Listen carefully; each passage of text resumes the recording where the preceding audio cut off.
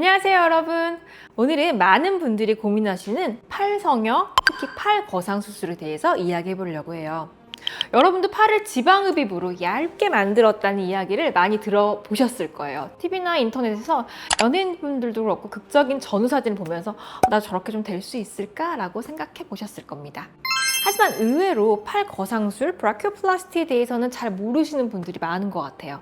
오늘은 이 팔 성형술, 팔 거상술에 대해서 자세히 알아보도록 하겠습니다. 저는 완벽한 실루엣의 진심인 성형외과 전문의 조인 원장입니다.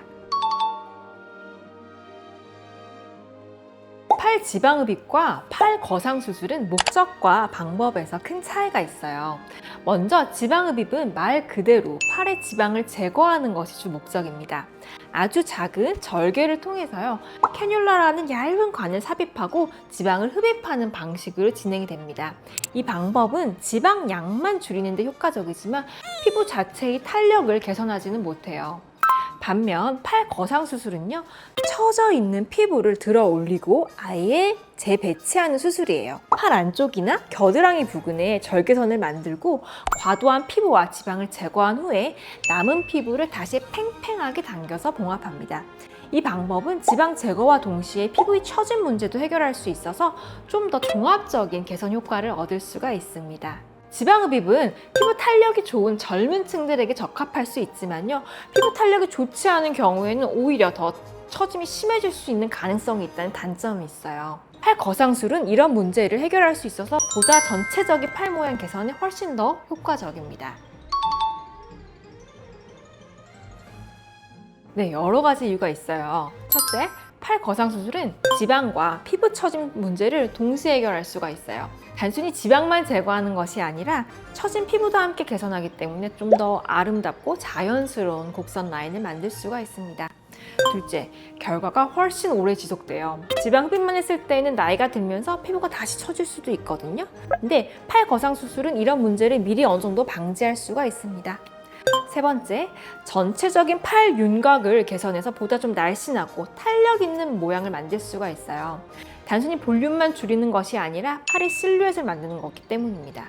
네 번째, 환자 만족도가 정말 높은 편이에요. 수술 직후에 바로 극적인 변화를 경험하시는 분들이 많기 때문에 삶의 질도 굉장히 높아진다고 생각합니다.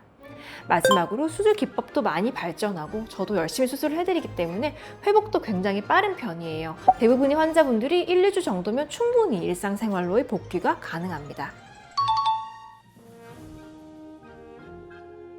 흉터에 대한 걱정은 당연히 이해를 합니다. 하지만 모든 수술에는 흉터가 동반될 수밖에 없기 때문에 이는 매우 자연스러운 걱정입니다. 하지만 지금의 수술 테크닉과 사후 관리, 그리고 흉터를 최소화시키는 레이저 등으로 충분히 좋은 결과를 얻을 수 있다는 점을 말씀드리고 싶습니다. 팔 거상술의 절개선은 주로 겨드랑이 부근이나 아니면 팔 안쪽에 위치하게 되거든요. 이 위치는 일상생활에서는 거의 잘 보이지 않는 곳이에요. 옷을 입었을 때는 물론이고 반팔을 입어도 대부분 이렇게 가려지는 위치에 위치하게 됩니다. 또한 수술 기법의 발전으로 절개선의 길이도 어느 정도는 많이 줄어들게 할 수가 있거든요. 그래서 과거에 비해서는 훨씬 적은 절개로도 효과적인 수술이 가능해졌습니다. 처진 팔뚝을 개선하는 데는 팔 거상술이 가장 당연히 효과적입니다. 하지만 수술이 조금 부담스러운 분들에게는 다른 비술적인 방법도 추천을 드릴 수는 있어요.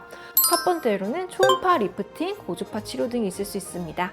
이러한 방법들은 피부 깊숙한 곳까지 열 에너지를 전달하고 콜라겐 생성을 촉진하고 피부 탄력을 개선하는 원리입니다. 두 번째, 실 리프팅도 고려해 볼 수 있습니다. 특수한 실을 피부 속에 삽입해서 처진 피부를 조금 끌어당기고 들어 올리는 방법인데요. 수술에 비해 회복 기간이 짧다는 장점이 있습니다. 하지만 효과의 지속 시간이 아무래도 수술보다는 조금 적을 수는 있겠죠. 세 번째, 근력 운동을 통해서 팔 근육을 발달시키는 것도 도움이 될 수 있습니다. 특히 3두 운동 같은 경우에는요, 팔뚝 모양 개선에 좀 효과적일 수가 있어요. 하지만 이 역시 개인의 노력과 시간이 많이 필요하고 피부 자체의 늘어진 탄력을 개선하는 데는 한계가 있을 수 있습니다.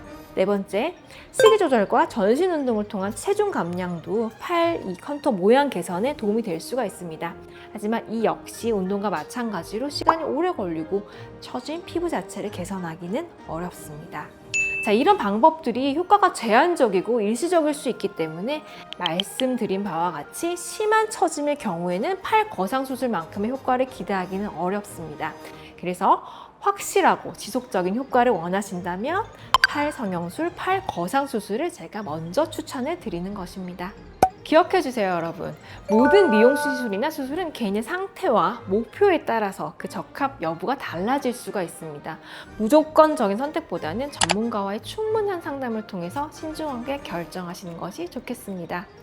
오늘 영상도 시청해 주셔서 감사합니다. 이 영상이 도움이 되셨다면 영상 아래쪽에 있는 좋아요, 구독하기, 알림 버튼 부탁드리고요.